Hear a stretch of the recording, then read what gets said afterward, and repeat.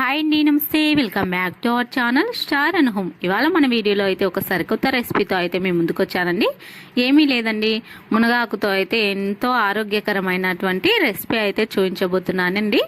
Video నచ్చినట్లయితే వీడియోని like చేయండి ఫ్రెండ్స్. అందరూ చూస్తున్నారు కానీ ఎవరు లైక్ చేయడం లేదు.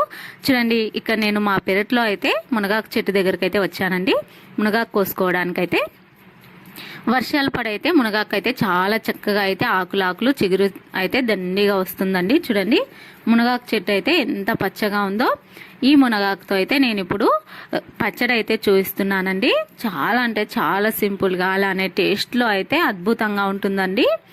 అలానే మునగాకు వారంలో ఒకసారి తినడం వల్ల మనకు ఆరోగ్యంగాను కూడా ఉంటుందండి.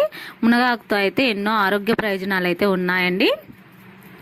కాల్షియం అలానే ఐరన్ కూడా చాలా ఎక్కువగా ఉంటుందండి మునగాకు తినడం వల్ల. కనీసం వారానికి ఒకసారైనా మునగాకునైతే తినాలని అయితే వారానికి ఒకసారైనా మునగాకైతే తినాలని అయితే అందరూ చెప్తారు కదండి. ఆరోగ్యానికి అయితే అంత మేలు చేస్తుందని చెప్పేసి ఇక్కడ నేను మునగాకు తీసుకుని నీట్గా అయితే కొమ్మలుగా అయితే తెచ్చి పెట్టుకున్నానండి. ముందుగా అయితే మనం ఒక గిన్నెనైతే పెట్టుకోవాలండి. ఇక్కడ నేను స్టీల్ గిన్నెనైతే వాడుతున్నాను. మీ దగ్గర ఐరన్, అల్యూమినియం అలాంటివి ఏవి ఉన్నా సరే మీరైతే వాడుకోవచ్చండి. నేనైతే నాన్ స్టిక్ ప్యాన్ వాడడం వల్ల ఒకటే కామెంట్స్ వస్తున్నాయండి, అందుకని నేనైతే స్టీల్ బౌల్ అయితే తీసుకున్నానండి. అందులోకి ఒక 2 టేబుల్ స్పూన్ల దాకా ఆయిల్ని అయితే వేసుకున్నాను. అలానే ఒక 2 టేబుల్ స్పూన్ల దాకా పల్లీలను వేసుకున్నాను. అలానే ఒక 2 టేబుల్ స్పూన్ల దాకా శనగపప్పు వేసుకున్నాను. అలానే 1/2 టేబుల్ స్పూన్ దాకా ధనియాలను వేసుకోవాలి. ఇలా వేసుకొని వీటిని మంచిగా మంట సిమ్లో ఉంచుకుంటూ చక్కగా ఫ్రై చేసుకొని ఒక ప్లేట్లోకి అయితే తీసుకోవాలండి. దీంట్లోకి అయితే జీలకర్ర కూడా వేసుకోవచ్చండి. మీ దగ్గర ఉన్నట్లయితే జీలకర్ర కూడా వేసుకోండి. బాగా అరుగుదలగా ఉంటుంది. చిన్నపిల్లలైనా సరే పెద్దవాళ్ళైనా సరే తిన్నా కూడా ఏం ప్రాబ్లం అయితే రావండి. ఇలా వీటిని ఒక 2 నిమిషాలు వేయించుకున్నాం అనుకోండి, ఇవి చక్కగా అయితే వేగిపోతాయండి. చూడండి, మనకు చక్కగా అయితే వేగిపోయాయి. ఇప్పుడు మనము వీటిని ఒక బౌల్లోకి అయితే తీసేసి పక్కన ఉంచుకోవాలి. చూడండి, ఇలా బౌల్లోకి తీసి పక్కన ఉంచుకున్న తర్వాత మనం అదే బౌల్లో అయితే ఒక 2-3 మీ కారానికి తగ్గట్టు ఎండుమిరపకాయలను అయితే వేసుకోండి. ఇలా ఎండుమిరపకాయలను వేసుకున్న తర్వాత వీటిని మంచిగా మంట లో ఫ్లేమ్లో ఉంచుకొని అయితే వేయించుకోవాలి.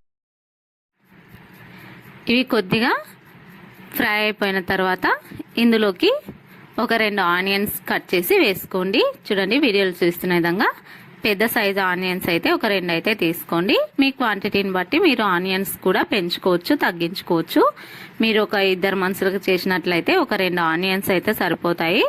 ఎక్కువ చేసినట్లయితే క్వాంటిటీ అయితే ఎక్కువ పెంచుకోవాలి. ఇలా ఆనియన్స్ వేసుకున్న తర్వాత ఒక 2 నిమిషాలు అయితే వేయించుకోవాలి. అలా వేయించుకున్న తర్వాత మళ్ళీ ఒక 2 టమాటోలను అయితే ముక్కలుగా కట్ చేసుకొని వేసుకోవాలి.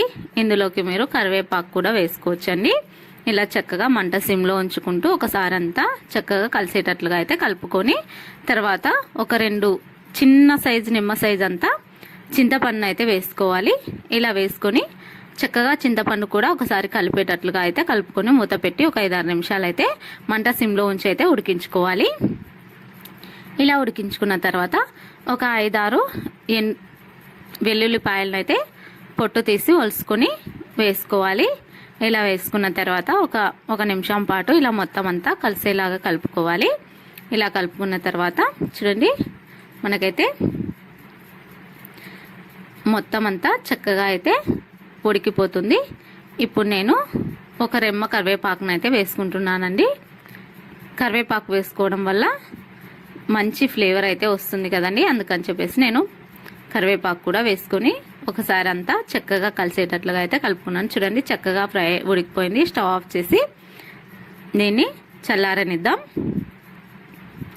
ఒక ప్లేట్లోకి అయితే వేసుకొని ఈ మిశ్రమం అంతా చల్లారే వరకు అయితే చల్లార్చుకోవాలి. మిక్సీలో వేడి వేసుకోకూడదు కదండి. అందుకని చెప్పేసి ఈ చింతపండు, టమాటోలు, ఉల్లిపాయలు అయితే మొత్తం అన్ని చల్లారే వరకు అయితే చల్లబెట్టుకోవాలి. ఇప్పుడు మనం ఒక గిన్నెలో అయితే నీళ్ళని అయితే తీసుకోవాలి. ఇలా తీసుకున్న తర్వాత ఈ మునగాకునైతే చక్కగా అయితే కడుక్కోవాలండి. ఇలా కడగడం వల్ల వర్షానికి ఏదైనా మట్టి అలాంటిది ఏమైనా పురుగులు అలాంటివి అయితే ఉంటాయి కదండి. నీట్గా చూసి ఒలుచుకొని ఒకసారి నీట్గా వాష్ చేసుకోవాలి. ఇలా వాష్ చేసుకున్న తర్వాత అదే గిన్నెలో 1 టేబుల్ స్పూన్ దాకా అయితే ఆయిల్ వేసుకొని ముందుగా అయితే కట్ చేసి పెట్టుకున్న మునగాకునైతే వేసుకోవాలి. మునగాకు క్వాంటిటీ వచ్చేసి ఎక్కువ వేసుకోకూడదండి. మీ చేతితో పిడికట్లో ఎంత పట్టుకుంటే అంత మునగాకు మాత్రమే వేసుకోవాలి. ఎక్కువ క్వాంటిటీ అయితే రెండు పిడికలు వేసుకోండి. తక్కువ మామూలుగా ఒక 2-3 అయితే 1 పిడికడంతా మునగాకు అయితే నీట్గా వాష్ చేసుకొని ఇలా ఈ మునగాకు ఒక 20% వేగిపోయేటట్లు వేయించుకోండి. ఎక్కువ వేయించుకోకండి, దీంట్లో ఉన్న పోషకాలు మొత్తం పోతాయి. అందుకని చెప్పేసి ఒక 2 నిమిషాలు వేయించుకున్నట్లయితే దీంట్లో ఉన్న పచ్చివాసన అయితే చక్కగా పోతుందండి. మునగాకు ఎక్కువ తీసుకోవడం వల్ల మనుషులకైతే వెయిట్ చేస్తుంది కదండి. అందుకని చెప్పేసి ఎక్కువ మోతాదులో అయితే అస్సలు తీసుకోకూడదండి మునగాకు. ఇలా 2 నిమిషాలు వేయించుకున్న తర్వాత ఇప్పుడు స్టవ్ ఆఫ్ చేసుకోవాలి. ముందుగా నీట్గా రోటిని అయితే వాష్ చేసి ముందుగా అయితే మనం వేయించి పెట్టుకున్న పల్లీలు అలానే ధనియాలు పచ్చిశనగపప్పు వేయించి పెట్టుకున్నాం కదండి. వీటిని అయితే నేనైతే రోట్లో వేసి అయితే దంచుకున్నానండి. మీరు మిక్సీ జార్లో కూడా బరకగా అయితే వేసేసుకోవచ్చు. ఇప్పుడు మిక్సీ జార్లో ముందుగా చల్లబరుచుకున్న ఉల్లిగడ్డలు అన్నీ వేయించి పెట్టుకున్నాం కదండి. వాటిని అయితే వేసుకొని చిటికెడు పసుపు వేసుకోవాలి కలర్ కోసం అండి. అలానే రుచికి సరిపడా ఉప్పు వేసుకొని చక్కగా బరకగా అయితే మిక్సీ వేసుకోవాలండి.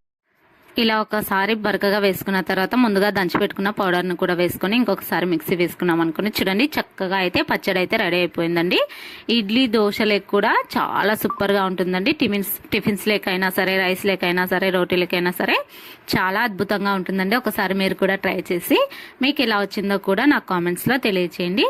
అలానే వీడియోకి ఒక చిన్న లైక్ ఇవ్వండి ఫ్రెండ్స్. ఇలాంటి కొత్త రెసిపీస్ కోసం మళ్ళీ ట్రై చేసి మీకోసం అయితే నేను షేర్ చేస్తాను.